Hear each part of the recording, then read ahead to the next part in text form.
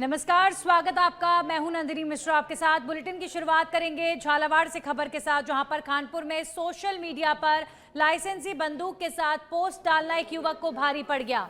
आमजन में दहशत और भय का माहौल बनाने के आरोप में सारोला थाना पुलिस ने त्वरित कार्रवाई करते हुए आरोपी युवक को शांति भंग के तहत गिरफ्तार कर लिया है। पुलिस ने तकनीकी विश्लेषण और निगरानी के आधार पर आरोपी की पहचान कर ये कार्रवाई की है। इस दौरान पुलिस ने आमजन से अपील की है कि सोशल मीडिया पर हथियारों के साथ फोटो या फिर वीडियो पोस्ट कर दहशत न फैलाएं और ना ही अपराध का महिमा मंडन किया जाए, अन्यथा सख्त कानूनी कार्रवाई की जाएगी।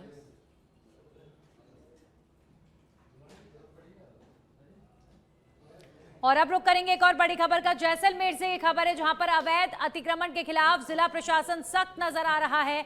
अवैध अतिक्रमण के खिलाफ नगर विकास न्यास की बड़ी कार्रवाई देखने को मिली है। रामगढ़ रोड स्थित बड़ाबाग इस क्षेत्र में यूआईटी का पीला पंजा चला है। सरकार की बेशकीमती जमीन से हटाए गए अवैध कब्जे, कई कच्चे पक्के मकान और दुकानों को ध्वस्त किया गया। कार्रवाई के तहत खसरा नंबर 02/457 और 446 पर बुलडोजर चलाया गया है। सीमा निर्धारण के बाद यूआईटी ने जमीन पर कब्जा लेकर लगाया बोर्ड। यूआईटी सचिव सुखाराम पिंडेल के मौजूदगी में अभियान चलाया गया है। तो कार्रवाई के दौरान तहसीलदार पटवारी और इंजीनियरिंग टीम मौके पर मौजूद रही। भारी पुलिस जाब्ते के बीच शांतिपूर्ण ढंग से ये पूरी कार्रवाई हुई है। अतिक्रमणकारियों को कानूनी कार्रवाई की चेतावनी दी गई है और बिना अनुमति निर्माण करने वालों को सख्त हिदायत दी गई है। वहीं भीलवाड़ा के बिजोलिया से खबर है, जहां बिजोलिया में आबादी के पास फिर दिखा है पैंथर। कार की हेडलाइट में दीवार पर बैठा नजर आया पैंथर। परिवार ने सूझबूझ दिखाकर वाहन पीछे लिया, टला हादसा। घटना का वीडियो अब वायरल हो रहा है। एक दिन पहले पैंथर ने गाय के बछड़े का शिकार भी किया था और लगातार दूसरे दिन पैंथर दिखने से ग्रामीणों में डर का माहौल नजर आ रहा है। वन विभाग से पिंजरा लगाने और गश्त बढ़ाने की मांग की जा रही है।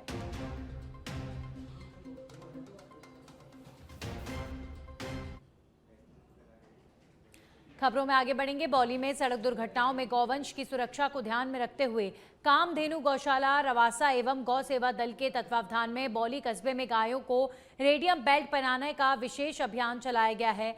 अभियान के तहत 1000 गायों को रेडियम बेल्ट पहनाने का लक्ष्य निर्धारित किया गया। कार्यक्रम का शुभारंभ बौली थाना अधिकारी जितेंद्र सिंह सोलंकी ने गाय को रेडियम बेल्ट पहनाकर किया। इस दौरान उन्होंने कहा कि रात के समय सड़कों पर विचरण करने वाले गौवंश की सुरक्षा के लिए रेडियम बेल्ट बेहद उपयोगी है। इनकी चमक से वाहन चालकों को दूर से ही गाय दिखाई दे जाती है, जिससे सड़क दुर्घटनाओं की संभावना काफी कम हो जाती है। अभियान में कामधेनु गौशाला अध्यक्ष देवा गुर्जर, कोषाध्यक्ष सचिन गुर्जर समेत दर्जनों गौ सेवकों ने सक्रिय भागीदारी निभाई और गायों को रेडियम बेल्ट पहनाने में सहयोग किया। कार्यक्रम में बौली थाना के head constable Lakhan Singh, constable Jitendra, Janardan Singh समेत पुलिसकर्मी मौजूद रहे।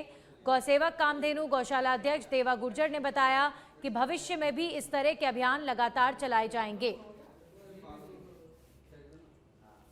गौशाला गौ सेवा दल रवासा की तरफ से जो रोड पे गायें बैठती उनके रेडियम वाले बेल्ट बांधने का प्रोसेस है। ये हमारा 2-3 महीने चलेगा। रेगुलर हम जो भी आवारा गायें हैं जो रोड पे बैठी रहती है, रोज एक्सीडेंट होते हैं, हम बहुत परेशान होते हैं। रात को 2-2 बजे तक भी हमारे पास केस आते हैं।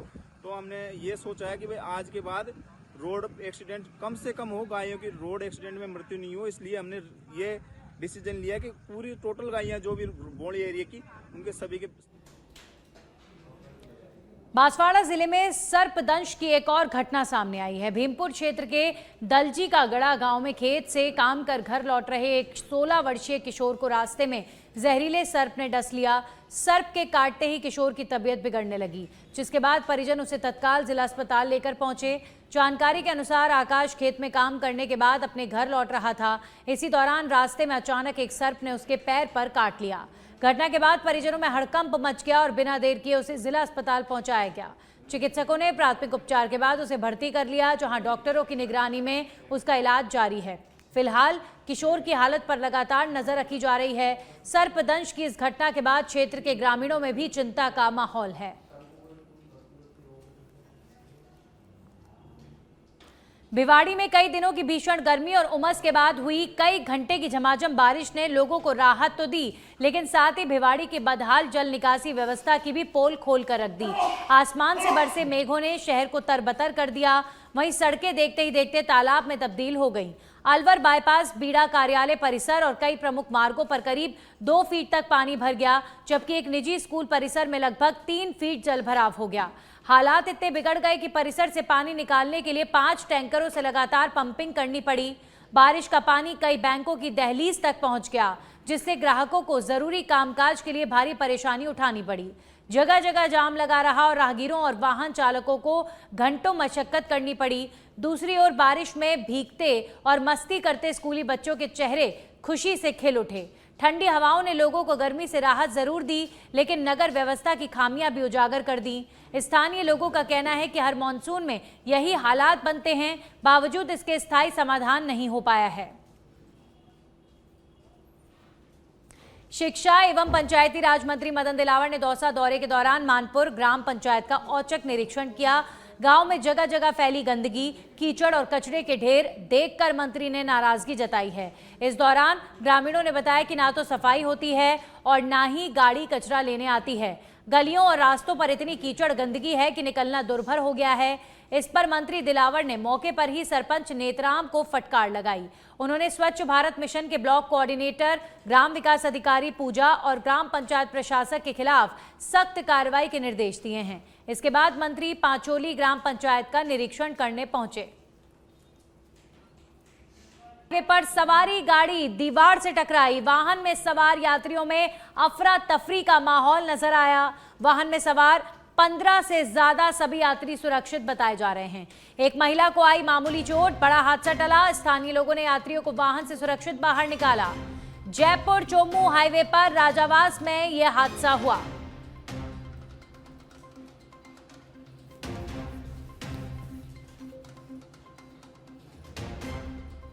तो जयपुर चोमू हाईवे पर राजावास में हादसा। चोमू हाईवे पर सवारी गाड़ी दीवार से टकराई।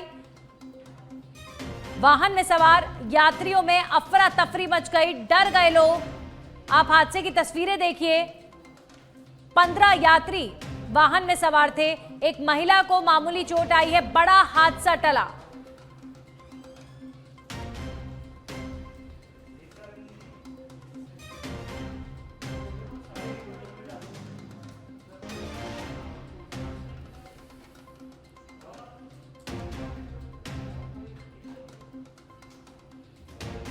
तो जयपुर के चोमू में सड़क हादसा, वाहन में सवार 15 यात्री सुरक्षित हैं, लेकिन डर का माहौल।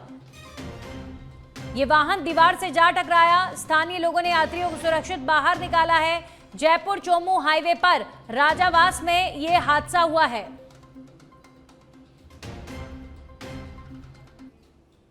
स्वास्थ्य सेवाओं को बेहतर बनाने, मौसमी बीमारियों पर नियंत्रण और सरकारी योजनाओं को आम जन तक पहुंचाने के लिए स्वास्थ्य विभाग लगातार काम कर रहा है। और इन तमाम मुद्दों पर हमारे संवाददाता दीपेश गर्ग ने मुख्य चिकित्सा एवं स्वास्थ्य अधिकारी डॉक्टर रवि शेखावत से खास बातचीत की है।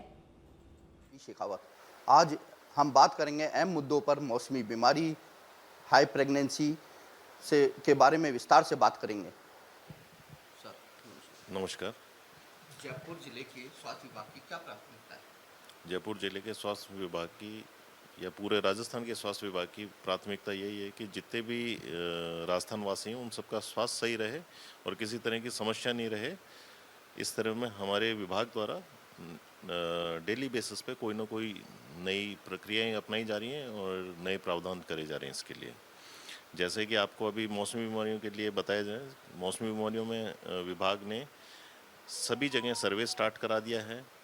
हमारे जो आशाएं हैं, एएनएम्स हैं, ये घर घर जाके सर्वे कर रही हैं। जहाँ पे भी परिंदों में पानी मिल रहा है तो उन्हें पानी को नष्ट कराना, जहाँ एंटी लार्वल एक्टिविटी जिनको बोला जाता है, वो करवा रही हैं। साथ ही डीबीसी के माध्यम से भी हम लोगों ने काम करना स्टार्ट कर दिया है। पर्याप्त मात्रा में संसाधनों की उपलब्धता है जिसके द्वारा मौसमी बीमारियों के अंदर हम रोकथाम के लिए अग्रसर हैं। सर, ये पिछले कुछ दिनों में प्रसूताओं की मौत भी हुई है, इसके मामले में क्या कहेंगे? सरकार की तरफ से क्या संदेश है, क्या मतलब? सरकार सजग है और सरकार के द्वारा दिए गए निर्देशों और उच्च अधिकारियों के निर्देशों की पालना में हमारी लगातार इस चीज़ पे कन्वर्सेशन हो रहा है एक एक हाई रिस्क प्रेगनेंसी को ट्रैक किया जा रहा है। जो भी हाई रिस्क प्रेगनेंसी है, उन हाई रिस्क प्रेगनेंसीज के किस कारण से वो हाई रिस्क के अंदर हैं, उसका एएनएम से लेके मेडिकल कॉलेज तक उसको एक क्रमबद्ध तरीके से मॉनिटर किया जा रहा है। अगर वो रेफ़र भी हो रही है तो भी उसका ध्यान रखा जा रहा है कि वो रेफ़र हुई है, उसे किस चीज़ की आवश्यकता है, कब उसे रेफ़र करवाना है, कब उसे क्या क्या दवाइयों की आवश्यकता है। तो ये सारी जो चीज़ें हैं एज अ होल, पूरा चिकित्सा शिक्षा और चिकित्सा स्वास्थ्य दोनों विभाग मिलजुल के काम कर रहे हैं। हमारे जो पीएचएस मैडम है उस खुद इस चीज़ की मॉनिटरिंग कर रही हैं। सर, निजी हॉस्पिटलों की कंप्लेंट भी मिलती है आरजीएच से संबंधित, और भी जो मामले होते हैं उनको किस तरह से आप देखते हो, और क्या इनका रूट मैप है? श्रीमान जिला कलेक्टर की अध्यक्षता में एक डीजीआरसी कमेटी होती है, जिसमें जो भी कोई ग्रीवेंसेस आते हैं वो हमारे पास में आते हैं। प्राइमा फेसी अगर वो रिजॉल्व नहीं हो रहे हैं तो वो आगे भी जाते हैं। और कुछ आपने अभी देखा होगा, हाल फिलहाल में सरकार ने निर्णय लिया था, और कुछ ऐसे संस्थान हैं जिनके जो डी एम्प्लॉयमेंट भी किया है उनको। तो सरकार सख्त है, अगर कहीं पे भी कोई अगर इस किसी तरह की सूचना में मिल रही है कि कहीं अनियमितताएं हो रही है, उनके ऊपर कार्रवाइयाँ कर रहे हैं। प्रोसीजर रहता है, क्या टाइम रहता है सॉल्व करने का? जैसे ही हमारे पास में कंप्लेन आती है, पहले तो कंप्लेन की वैधता चेक करी जाती है कि क्या है, इशू है। दोनों तरफ, अस्पताल की तरफ से और जो प्रार्थी हैं, दोनों की तरफ से बयान लिए जाते हैं। बयान लेके जिला कलेक्टर महोदय के सामने जो कमेटी है उसमें भी प्रस्तुत करे जाते हैं। कमेटी के सामने दोनों को बुलाया जाता है, वहाँ पे उनके निर्णय होते हैं, निर्णय सुना दिया जाता है। यदि अगर असंतुष्ट है तो वो उच्च स्तर पे भी जाके अपनी कर सकता है। जयपुर की जनता को क्या संदेश देंगे? जयपुर की जनता को सबसे सर्वप्रथम सारे अभिभावकों को, सारे परिवारों को यही संदेश है, यदि किसी परिवार में कोई भी गर्भवती महिला है तो उनकी चिकित्सक से और ख़ास तौर पे गायनी से एक बार, 2 बार, 3 बार, जितनी बार भी वो जांच करा सकें। प्रधानमंत्री सुरक्षित मातृत्व अभियान चलाया जाता है, जिसमें 9, 18, 27 को उसको लेके जाएं। वहाँ पे विशेषज्ञों की व्यवस्था होती है, वहाँ पे सोनोग्राफी कराने के लिए माँ वाउचर दिए जा रहे हैं, तो उनका उपयोग करें। और ज़्यादा से ज़्यादा गर्भवती महिलाओं को चिकित्सकों से परामर्श के बाद में ही कोई दवाइयाँ वगैरह दें। दूसरा, 14 से 15 साल की जो बालिकाएँ हैं, अभिभावकों से ही मेरा आग्रह निवेदन रहेगा कि उन सभी बालिकाओं को एचपीवी टीकाकरण के लिए प्रोत्साहित करें और उनमें आपकी रजामंदी रहे, क्योंकि ये सर्वाइकल कैंसर जो बीमारी है उससे बचाता है बच्चियों को।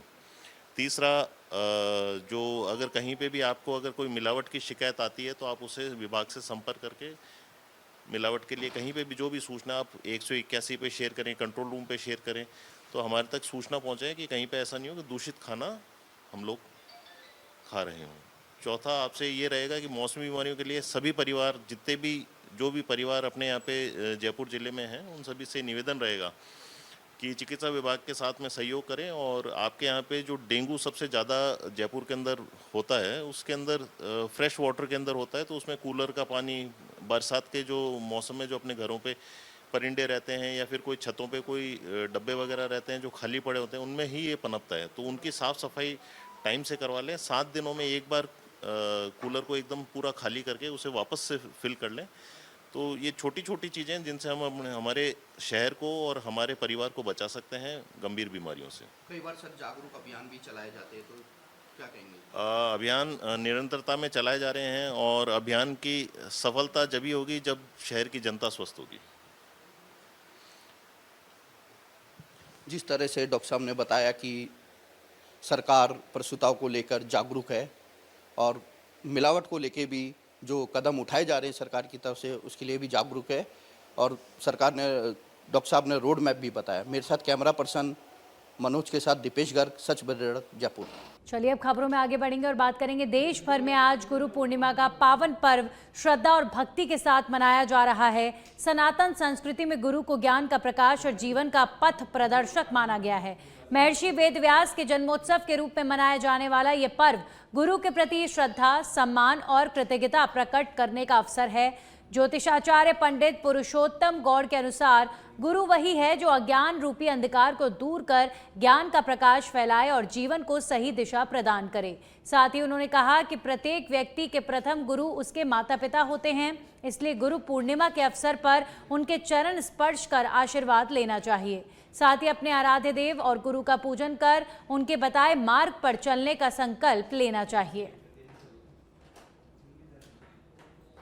जैसा कि आप सभी जानते हैं कि गुरु आध्यात्मिक गुरु होता है, वेद पढ़ाने वाला भी गुरु कहलाता है। वहीं आपको कोई चीज सिखा रहे हैं तो वो भी गुरु आपके होते हैं। और साथ में आप ये भी देख रहे हैं कि आपको इस संसार में लाने वाला और संसार का प्रथम गुरु के रूप में यदि पूजित है तो आपके माता पिता हैं। क्योंकि माता पिता ही आपको बताते हैं कि ये संसार में आपके ये रिश्ते रहेंगे और ये नियम कायदे आपको रखने होंगे, और उसी प्रकार से माता पिता को प्रथम गुरु माना गया है। माता पिता की भक्ति को सर्वोपरि